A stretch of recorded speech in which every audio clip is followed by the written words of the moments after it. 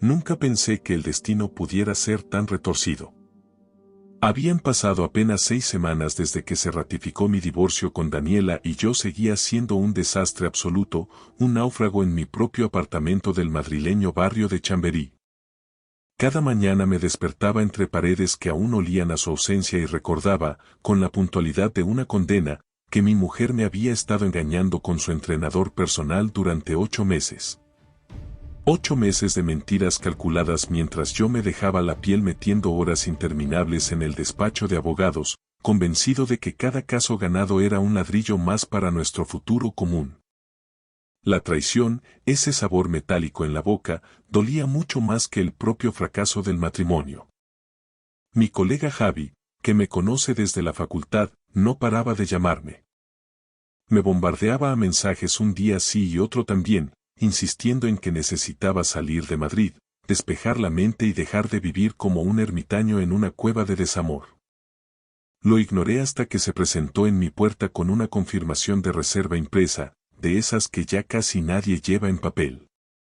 Te vas al parador de Gredos, en plena sierra, me soltó, estampándome el folio en el pecho.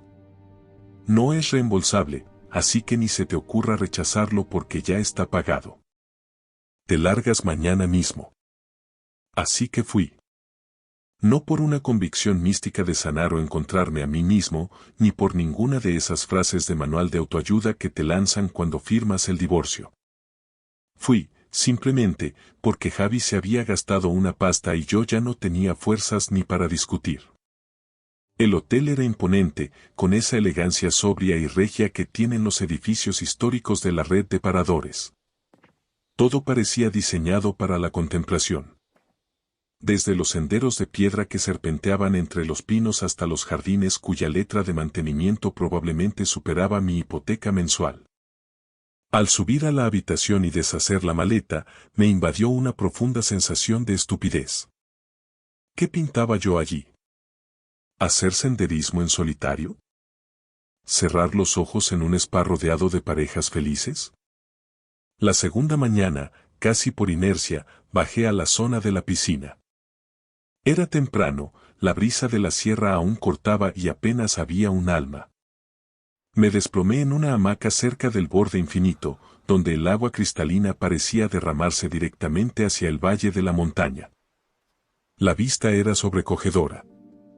Picos verdes bañados por la bruma matinal, pero mi mente se negaba a procesar la belleza. Seguía estancada en el momento exacto en que, por un descuido de Daniela, vi aquellos mensajes en la pantalla de su móvil. Fue entonces cuando la vi a ella. Estaba de pie en la parte poco profunda de la piscina, completamente inmóvil, desafiando el frío del amanecer. La mayoría de los clientes se mueven con prisa, nadan con vigor o se distraen con el móvil. Ella no. Simplemente permanecía allí, con un bañador de una pieza azul marino que resaltaba su figura elegante y su pelo cobrizo, cortado con un estilo sofisticado, mirando hacia las cumbres como si mantuviera una conversación privada con la montaña. Había algo magnético en su postura. Una seguridad que no necesitaba ser ostentosa, una paz que no era vacía, sino habitada.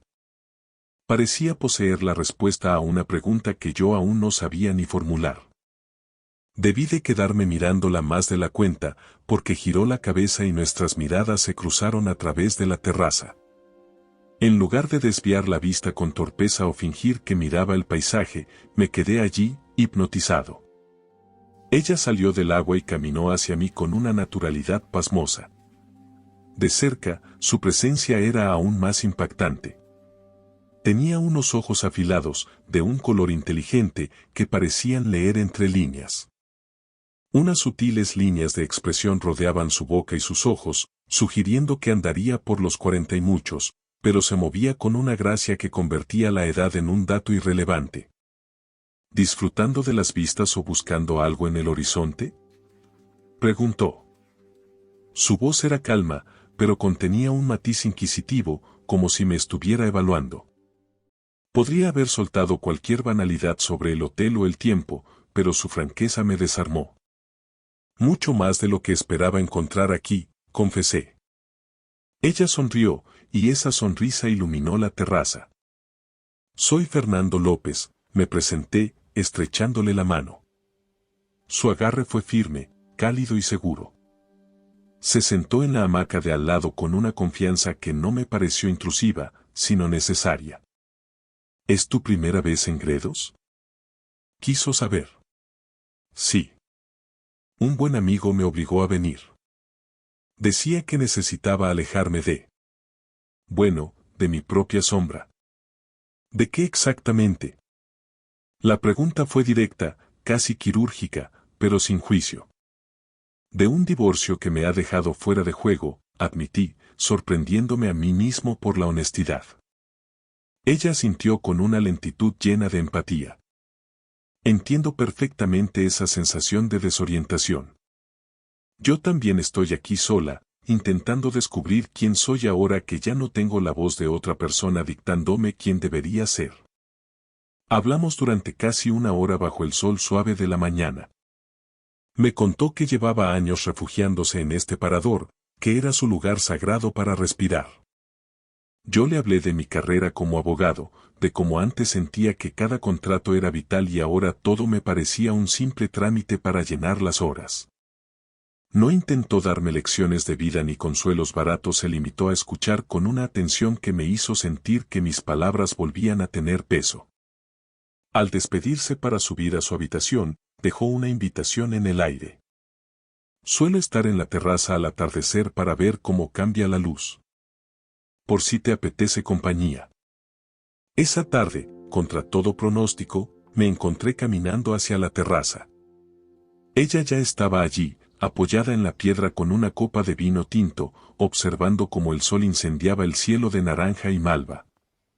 Me vio y alzó levemente la copa. Pedí una cerveza en la barra y me uní a ella en silencio. No fue un silencio incómodo, sino uno de esos que se comparten entre dos personas que ya no necesitan fingir nada. Gracias, murmuré finalmente. ¿Por qué? Por no hacerme la típica pregunta de si estoy bien. Llevo semanas mintiendo a todo el mundo con un sí automático. Tú simplemente me dejas estar aquí, sin más. Ella se giró, su rostro bañado por el último hilo de luz. A veces, lo más revolucionario y amable que puedes hacer por alguien es simplemente acompañarlo en su silencio, sin exigirle que sea feliz o que se recupere pronto. A la mañana siguiente, bajé al desayuno con una expectación que hacía tiempo no sentía. La encontré en una mesa de rincón, con un café humeante y un libro entre las manos. Me hizo un gesto para que me sentara con ella. Hablamos de cine, de literatura y de su último viaje a Portugal. Yo le conté, con una mezcla de humor y melancolía, aquellas desastrosas vacaciones en un resort de playa con mi ex, donde no dejó de llover ni un solo minuto. Fue a mitad del desayuno cuando mencionó a su hija. Se casó el año pasado, dijo con un brillo de orgullo. Fue una boda preciosa, en unos viñedos de La Rioja, muy cerca de Logroño. Algo en su tono, una inflexión familiar, activó una alarma en mi memoria. Empecé a observar su rostro con una atención casi forense. La curva de sus ojos, el gesto exacto de su barbilla al reír. Y entonces me cayó encima una losa de hielo. Recordé las fotos de la boda de Daniela, las imágenes de la cena de ensayo que intenté borrar de mi mente pero que seguían ahí. En una de ellas aparecía la madre de la novia, con un vestido azul noche de una elegancia insultante, siempre un poco al margen, con esa misma gracia silenciosa que me había cautivado en la piscina. Era Diana de la Sierra. La madre de Daniela. Mi suegra. Debí de quedarme lívido, porque ella se inclinó hacia adelante, preocupada. Fernando, ¿te pasa algo? Te has quedado blanco. Traté de articular palabra, pero el aire se me había escapado de los pulmones. ¿Qué probabilidad había de que, entre todos los hoteles de España, terminara compartiendo confesiones con la madre de la mujer que me había roto el corazón? Tenía que decírselo. Tenía que parar esta locura en ese mismo instante. Pero al mirar su rostro, me di cuenta de una verdad asombrosa. Ella no tenía ni idea de quién era yo. Daniela y yo nos casamos por lo civil en una ceremonia íntima en Madrid, y Diana no pudo asistir. Daniela me había contado que su madre estaba en una misión de cooperación internacional en el extranjero y que, por un problema de visados y logística, se lo perdió todo. Nunca nos habíamos visto en persona, solo éramos sombras en relatos ajenos. «¿Estoy bien?», mentí, con la voz temblorosa. Solo un mareo repentino, me he acordado de un asunto pendiente del trabajo que me ha dado un vuelco al corazón. No pareció convencida, pero su elegancia le impidió presionar. Terminamos de desayunar hablando de trivialidades sobre el clima de la sierra. Al despedirnos, me rozó el brazo con una calidez que me quemó la piel. «Estaré en la piscina después de comer, por si decides que el trabajo puede esperar», dijo antes de irse. Subí a mi habitación y me desplomé en la cama. Mi cabeza era una centrifugadora de miedos y deseos. Debía decírselo, estaba claro. Pero ¿cómo empiezas esa conversación?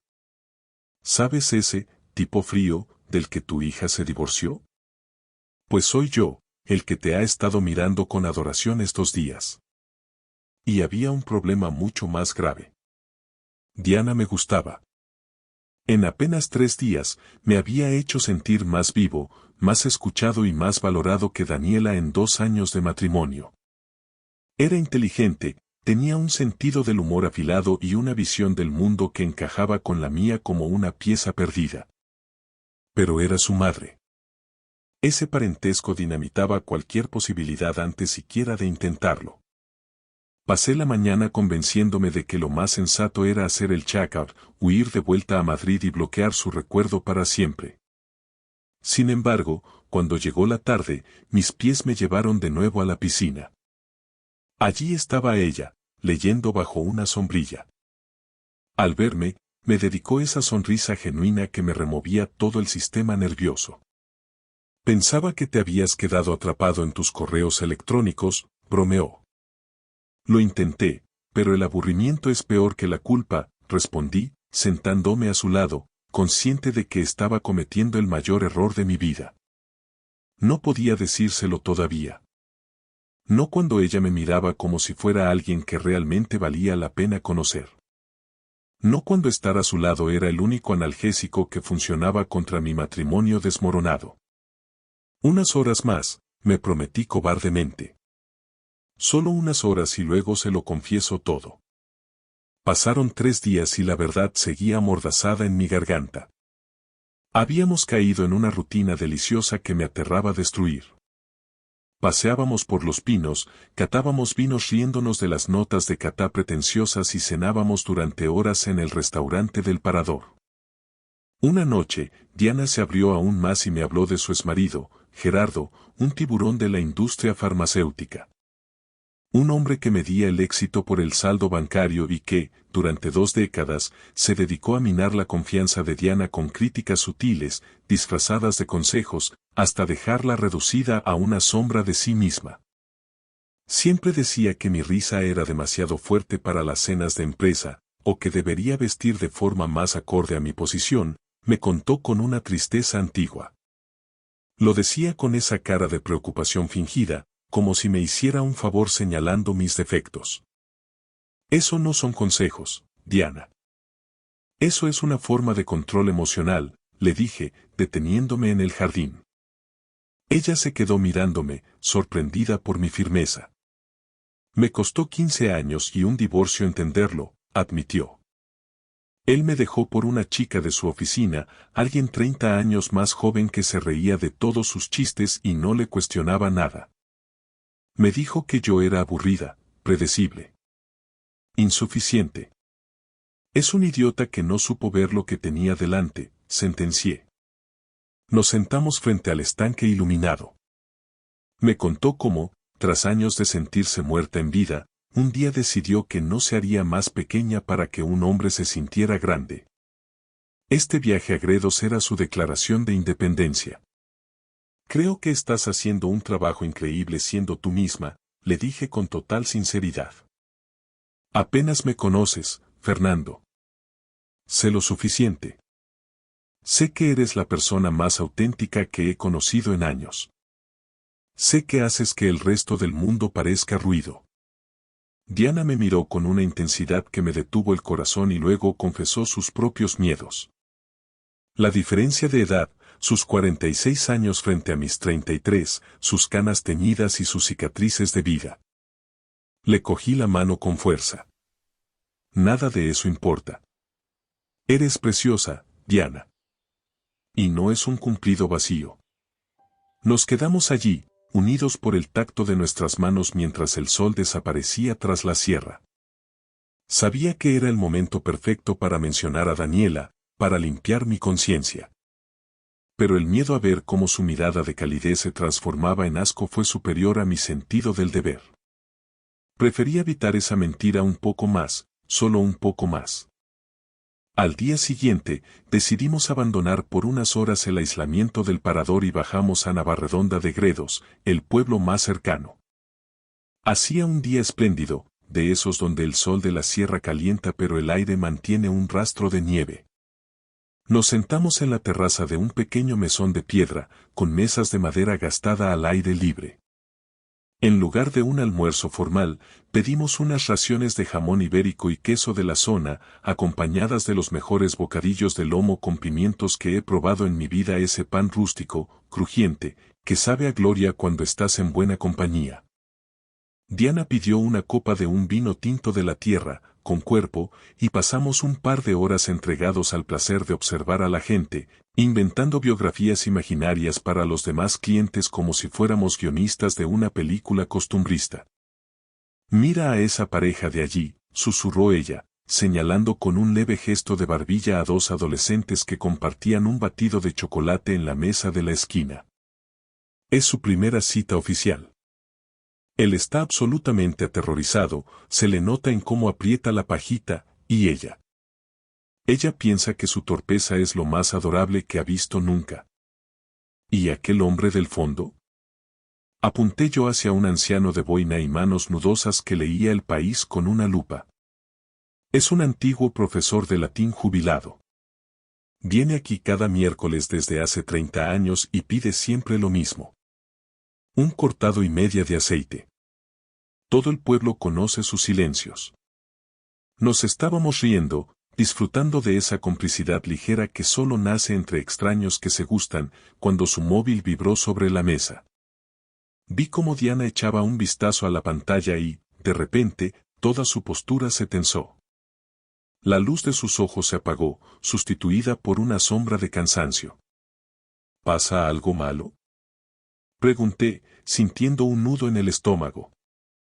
Solo es mi hija, respondió, dejando el móvil boca abajo sin responder.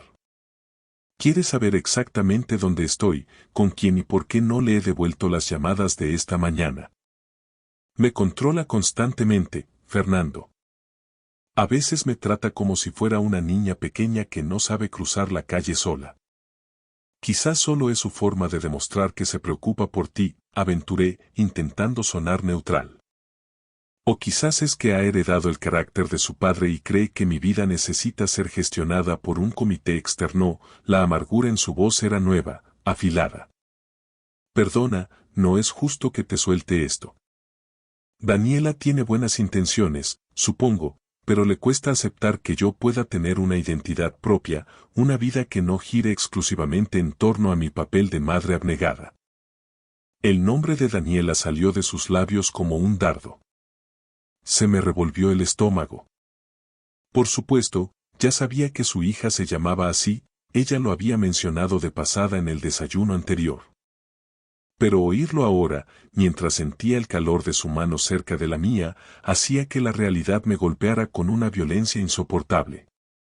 Probablemente, en ese mismo instante, Daniela estaba llamando a su madre para desahogarse sobre nuestro divorcio, para llamarme frío o distante, o para contarle lo maravilloso que era su nuevo entrenador personal.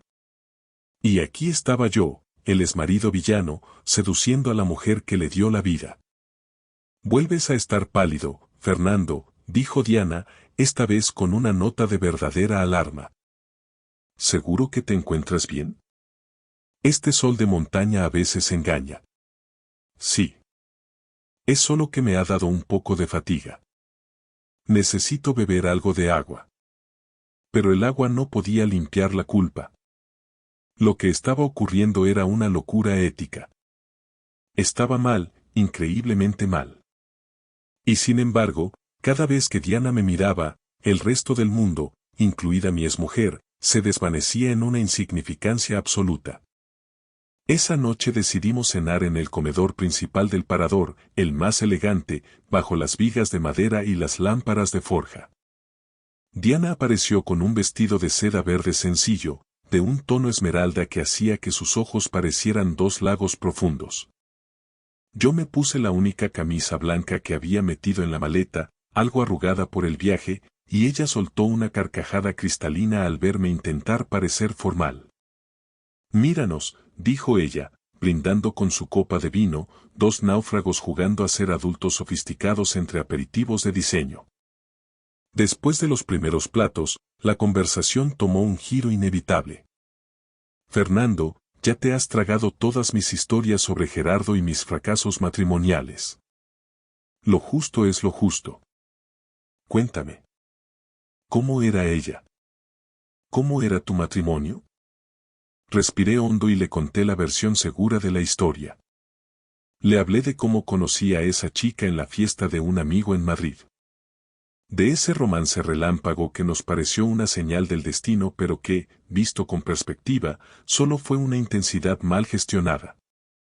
Le hablé de la boda civil, una ceremonia rápida que pagaron sus padres porque nosotros estábamos empezando y no teníamos ni un euro en la cuenta. Y le conté el declive. Los 2 años de silencio creciente, yo refugiándome en el bufete y ella volcándose en una vida social superficial, hasta que nos convertimos en dos extraños que solo compartían la hipoteca de un piso en Chamberí.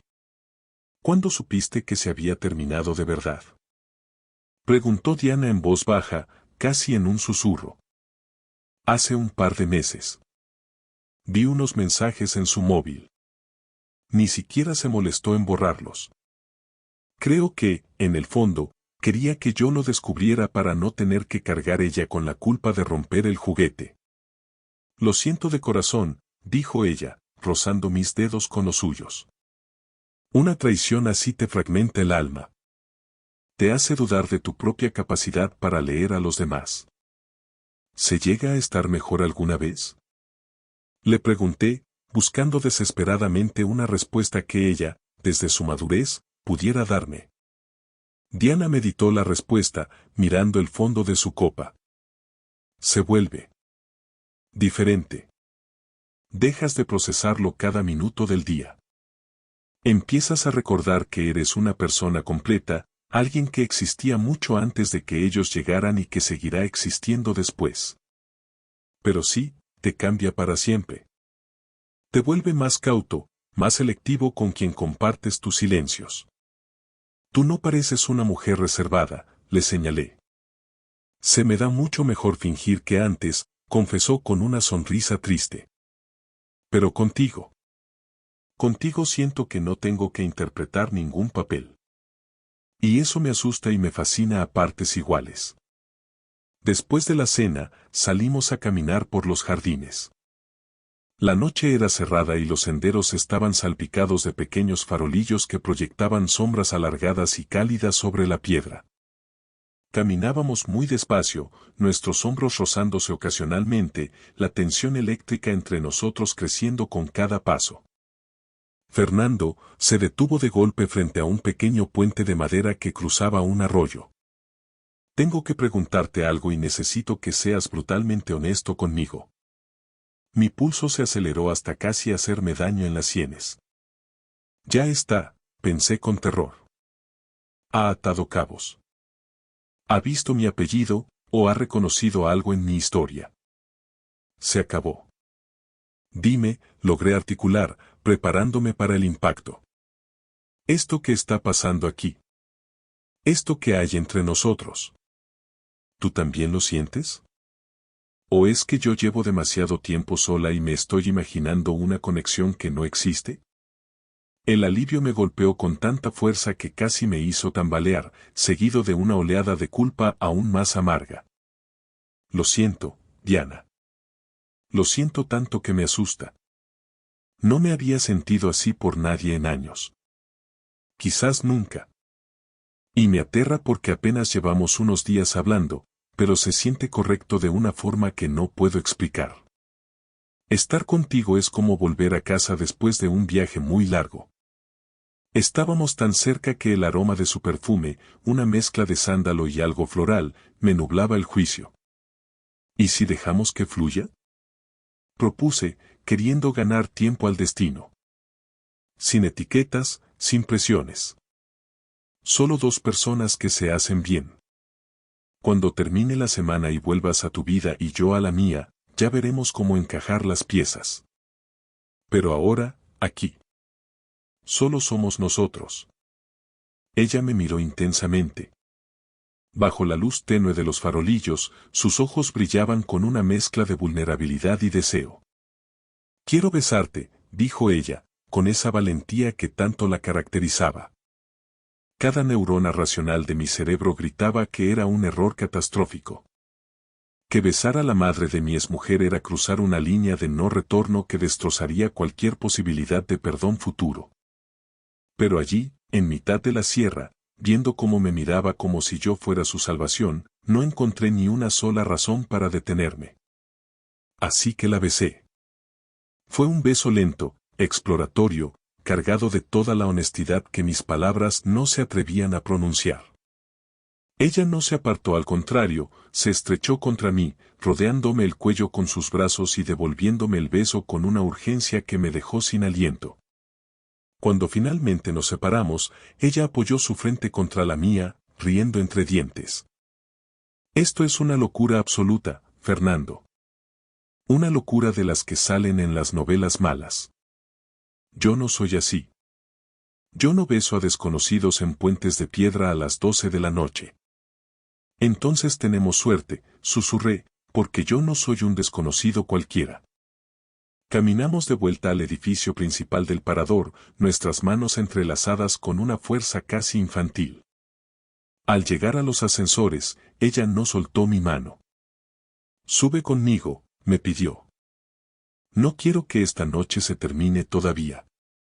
La seguí a su suite, una estancia amplia con techos altos y un balcón que se abría al abismo oscuro del valle.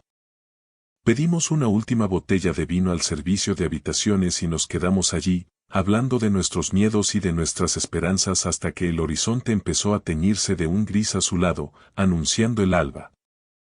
Debería irme a mi habitación, dije, aunque cada fibra de mi ser deseaba quedarse. O podrías quedarte aquí, a mi lado, respondió ella, suavizando el tono. Solo para dormir, Fernando. No te estoy pidiendo nada más. Simplemente. No quiero que este silencio se llene de soledad ahora mismo. Me quedé.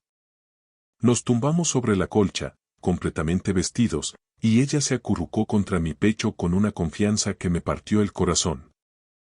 La rodeé con mis brazos y, poco después, sentí como su respiración se volvía rítmica y profunda. Me quedé mirando el techo de la suite mientras la luz del día empezaba a entrar por las rendijas de las cortinas. Tenía que decírselo. Mañana, sin falta. Mañana, nada más despertar, le diría la verdad y aceptaría las consecuencias, por terribles que fueran. Pero al sentir cómo se movía entre sueños, buscando mi calor, supe que mi confesión iba a destruir lo más real y hermoso que me había pasado en toda mi vida adulta. Estaba enamorado de la mujer prohibida, y el tiempo se me estaba agotando. A la mañana siguiente, la burbuja de cristal en la que habíamos vivido se hizo añicos. Me desperté con el sonido rítmico de la cafetera en la suite de Diana. El sol de la sierra entraba a raudales por el gran ventanal, iluminando cada rincón con una claridad impía que me resultaba casi dolorosa. Diana estaba allí, envuelta en un albornoz de algodón blanco, sirviendo 2 tazas con una sonrisa que denotaba una paz que yo estaba a punto de destruir. Se veía radiante, rejuvenecida, pero yo sentía la verdad como una losa de granito asfixiante sobre el pecho. Buenos días, Fernando, dijo, dejando una taza humeante frente a mí. Se inclinó y me dio un beso fugaz en la mejilla, un gesto de cotidianidad que me desgarró por dentro. He estado pensando. Cuando bajemos de la sierra, deberíamos vernos en Madrid. Conozco un pequeño restaurante en el barrio de Salamanca, cerca de Juan Bravo, que te encantaría. Es discreto, elegante. Como nosotros. Diana, dije, y mi propia voz me sonó ajena, rota, como si viniera de otro tiempo. Ella se detuvo en seco al notar mi tono. Dejó la jarra de leche sobre la mesa y se sentó frente a mí, escrutando mi rostro con esa mirada inteligente y analítica que tanto me fascinaba. ¿Qué pasa?, preguntó con una calma tensa. Si te estás arrepintiendo de lo de anoche, puedes decirlo sin rodeos. Soy una mujer adulta, Fernando. He pasado por muchas batallas, puedo manejar fue solo un desliz de vacaciones. No es eso. Dios sabe que lo de anoche fue lo más real que me ha pasado en años. Pero hay algo que no sabes. Algo que debí decirte el primer día que te vi en la piscina, antes de que todo esto se nos fuera de las manos. Ella frunció el ceño, su expresión pasando de la curiosidad al recelo. ¿De qué hablas? ¿Me has mentido sobre tu estado civil? ¿Sigues casado? No, no es eso. El divorcio es real. Pero mi es mujer. Se llama Daniela de la Sierra. Su padre es Gerardo de la Sierra. ¿Y su madre? Su madre eres tú, Diana. El silencio que siguió fue absoluto, un vacío sónico que parecía absorber todo el oxígeno de la habitación. Podía oír el zumbido lejano del ascensor del parador y el susurro del viento contra el balcón. La expresión de Diana fue un campo de batalla. Pasó de la confusión absoluta a la incredulidad, y finalmente, a un horror gélido que me heló la sangre. ¿Qué has dicho?, susurró, con la voz apenas audible. Daniela y yo nos conocimos en una fiesta en Madrid hace 3 años. Nos casamos en una ceremonia civil pequeña, casi improvisada, porque tú estabas en aquella misión de cooperación en África. Solo vi fotos tuyas, Diana. Fotos antiguas, fotos de perfil. Por eso no te reconocí al principio. Pero cuando mencionaste la boda en los viñedos de La Rioja y hablaste de Gerardo, todas las piezas encajaron de la forma más cruel posible. Diana se levantó con tal ímpetu que su silla estuvo a punto de volcar contra el suelo. Caminó hacia el ventanal, dándome la espalda, abrazándose a sí misma como si tuviera frío. Sus hombros estaban rígidos, vibrando de furia contenida. «Me estás diciendo», articuló con una voz que cortaba como el hielo, «¿que eres el tipo del que mi hija se divorció hace 6 semanas?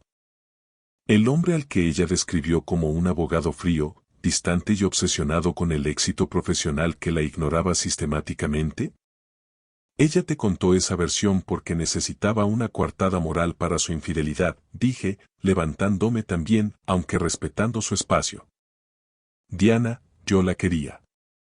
Trabajaba como un loco para que no nos faltara de nada en ese piso de Chamberí, pero ella me estaba traicionando con su entrenador personal. No soy el monstruo que ella dibujó en sus llamadas de socorro. Eso es irrelevante ahora. Se giró bruscamente, y vi que sus ojos estaban anegados en lágrimas de rabia y humillación. Eres su exmarido. Casi fuiste mi yerno por ley. Dios mío, Fernando. He pasado 3 días desnudando mi alma contigo, contándote secretos que ni mi propia hija conoce. Te he besado. ¿Cómo pudiste ser tan cobarde de dejar que esto llegara tan lejos? Tuve miedo, admití, dando un paso hacia ella. Tuve un miedo atroz a perder esto. Por primera vez en mi vida, alguien me miraba sin etiquetas, sin esperar nada de mí más que mi compañía. Me enamoré de la mujer de la piscina mucho antes de comprender que era su madre. Vete, dijo ella, señalando la puerta con una mano que temblaba. Sal de aquí ahora mismo. Diana, por favor, escúchame. He dicho que te vayas. Gritó, y su voz se quebró. No quiero volver a ver tu cara en lo que me queda de vida. Recogí mis cosas de la habitación de al lado en un estado de trance. Esa misma tarde, abandoné el parador de Gredos bajo un cielo gris que amenazaba tormenta. El viaje de vuelta a Madrid por la Nacional fue un descenso a los infiernos. Me sentía el ser más despreciable del planeta, un traidor por partida doble. Pero, por mucho que intentara odiarme, no podía dejar de pensar en ella. No en la madre de Daniela, sino en la mujer que amaba el vino tinto, que leía entre líneas y que me había devuelto la fe en mí mismo. Pasaron 2 meses agónicos en Madrid. Intenté sepultarme bajo montañas de expedientes en el despacho, pero cada rincón de la ciudad me hablaba de ella. Hasta que un día recibí un correo electrónico sin asunto. Solo contenía una dirección y una hora. Una pequeña cafetería con solerás cerca del Parque del Retiro. Fui, con el corazón martilleando contra las costillas. Ella estaba allí, sentada en una mesa al fondo, bajo un cuadro antiguo. Se veía diferente. Más delgada, con unas ojeras sutiles que no lograban apagar su elegancia, pero con una determinación nueva en la mirada. He hablado con Daniela, fue lo primero que soltó cuando me senté, sin preámbulos ni saludos. Y no hemos hablado de nosotros. Hemos hablado de vuestro matrimonio. Le hice las preguntas que nunca me atrevía a hacerle por miedo a herirla. Por primera vez, no dejé que me manipulara con sus dramas de víctima. Y finalmente, lo admitió. Admitió lo del entrenador. Admitió que te usó como chivo expiatorio para limpiar su conciencia. Diana, no quería que tu relación con ella se fracturara por mi culpa. La fractura ya estaba ahí, Fernando. Mi hija tiene demasiado de Gerardo, cree que los demás son satélites que deben orbitar alrededor de sus necesidades, suspiró, tomando un sorbo de café con las manos temblorosas. He pasado estos 2 meses pasando por todas las fases. El odio hacia ti, el asco hacia mí misma. Y luego la comprensión de que nada de eso borraba lo que sentí en aquel puente de Gredos. ¿Y qué sientes ahora? Pregunté, sintiendo que mi vida dependía de su respuesta. Siento que la vida es demasiado corta y demasiado cínica como para desperdiciar una conexión real por culpa de las convenciones sociales o el que dirán. Daniela se pondrá furiosa, Gerardo dirá que he perdido el juicio por la menopausia y la gente de nuestro círculo hablará hasta quedarse sin aliento. Que hablen, dije, cubriendo su mano con la mía. Esta vez, Diana no la retiró, entrelazó sus dedos con los míos con una fuerza desesperada. Va a ser un camino muy difícil, Fernando. Casi imposible. Lo sé, respondí, mirándola a los ojos. Pero prefiero una vida complicada contigo que una existencia perfecta y vacía sin ti. Pasó un año completo desde aquel café en el Retiro. Nuestra relación no fue, ni mucho menos, un camino de rosas, especialmente durante los primeros meses. Cuando Daniela se enteró de lo nuestro, la reacción fue, como cabía esperar, una explosión nuclear de reproches y drama. Hubo gritos que retumbaron en las paredes de los restaurantes, llamadas de madrugada cargadas de veneno y meses de un silencio absoluto que pesaba más que cualquier palabra.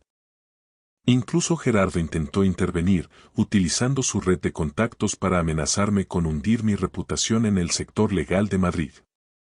Pero, contra todo pronóstico, Diana se mantuvo firme. Por primera vez en su vida, se negó a hacerse pequeña o a pedir perdón por existir para que los demás se sintieran cómodos. Decidió que su felicidad no era negociable y, poco a poco, el ruido del mundo exterior empezó a perder fuerza frente a la solidez de lo que habíamos construido. 8 meses después de aquel primer encuentro fortuito en Gredos, decidimos regresar al mismo parador. No por nostalgia barata, sino porque necesitábamos cerrar el círculo en el lugar donde todo, de la forma más caótica y hermosa, había empezado. Reservamos un fin de semana largo, lejos del bullicio de la capital y de las miradas de juicio. Pasamos los días recorriendo los mismos senderos de pinos, sintiendo el aire puro de la sierra limpiar los restos de amargura que aún quedaban en nosotros. Las tardes las pasábamos en la terraza, viendo cómo el sol se ponía tras los picos, pero esta vez ya no éramos dos extraños compartiendo silencios, sino dos compañeros que conocían cada cicatriz del otro.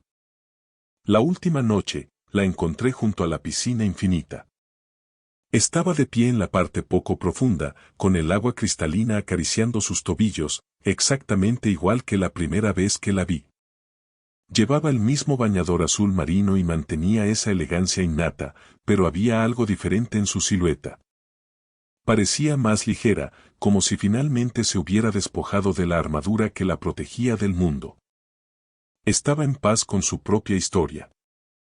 Me acerqué por detrás, sin hacer ruido sobre la piedra fría, y la rodeé con mis brazos por la cintura. Apoyé mi barbilla en su hombro, inhalando ese aroma a sándalo que ya se había convertido en mi hogar. ¿Disfrutando de las vistas o todavía conversando con las montañas? Susurré al oído. Ella se giró entre mis brazos, sonriendo con una ternura que me desarmó, y me besó con la calma de quien sabe que tiene todo el tiempo del mundo. Cuando se apartó apenas unos centímetros, sus ojos brillaban bajo la luz de la luna con una intensidad nueva. Te quiero, Fernando, dijo, y la palabra quiero sonó rotunda, sin el miedo que la empañaba meses atrás. Yo también te quiero, Diana. Más de lo que alguna vez creí posible. Nos quedamos allí abrazados mientras el cielo de la sierra madrileña se oscurecía hasta volverse de un azul profundo, salpicado de estrellas que parecían estar al alcance de la mano. Ambos habíamos sido rotos por personas que nunca supieron ver nuestro valor, ambos habíamos perdido pedazos de nosotros mismos que pensamos que jamás recuperaríamos en el mercado del desamor. Pero allí, junto a la piscina donde el destino nos tendió una emboscada, comprendí que la vida tiene una forma extraña de sanar las heridas. A veces las flores más resistentes crecen sobre la tierra quemada. A veces tienes que perderlo todo, tu matrimonio, tu seguridad, tu reputación, para encontrar exactamente lo que estabas buscando sin saberlo. 2 semanas después de aquel viaje, ocurrió el milagro que Diana tanto esperaba. Daniela llamó a su madre. La conversación fue breve, cargada de silencios incómodos y una tensión que se podía cortar con un cuchillo, pero fue un comienzo. No estaba lista para aceptarnos, ni para sentarse a la mesa con nosotros, pero estaba dispuesta a dejar de odiarnos. Y para nosotros, en ese momento, era más que suficiente. Diana y yo construimos algo real, algo honesto y libre de las sombras de Gerardo y Daniela. Un amor que ninguno de los dos esperaba encontrar a esas alturas de la vida, pero que ambos, de manera desesperada, necesitábamos para volver a sentirnos vivos. Muchas gracias por ver. Si les ha gustado la historia, denle a like, escriban un comentario y suscríbanse para no perderse la próxima historia. Valoramos mucho su presencia en este canal. Todo lo mejor.